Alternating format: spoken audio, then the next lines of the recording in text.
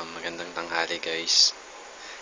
Bali, nabot na pala ako ng tanghali at di pa ako natutulog. At ngayon, meron akong bago kasing na-achieve na naman. So, saya naman to. And exciting dahil itong nakikita nyo sa harap ay Arduino at ito ay Bluetooth module. So, yan. So, itong isang to, ang ginagawa lang nito is power lang. No, kita nyo naman, di ba? Nasa power lang yan.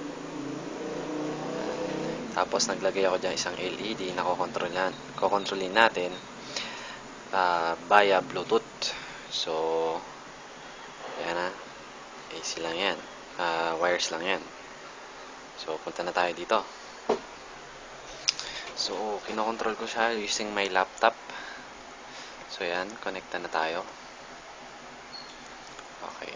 So, pinrogram ko dyan na pag nag-input ako dyan or nag-send ako sa serial ng character na dinesign ko, so, papansin nyo, may ilaw siya. So, hahabaan ko yung character ko para mahaba yung ilaw niya. So, ayan. So, diba? Pero, mamatay din yan. Depende dun sa amount na sinend ko. Ayan.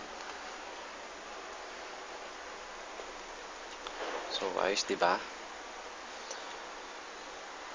Yan ang Bluetooth. So, mabilis siya. Yun nga lang, maiksi lang yung range niya. Hanggang 10 meters or 5. So, yun. Maraming salamat. Thank you ulit sa inyong pagsubaybay. Salamat sa mga sumusuporta. Yung achievement. Thank you.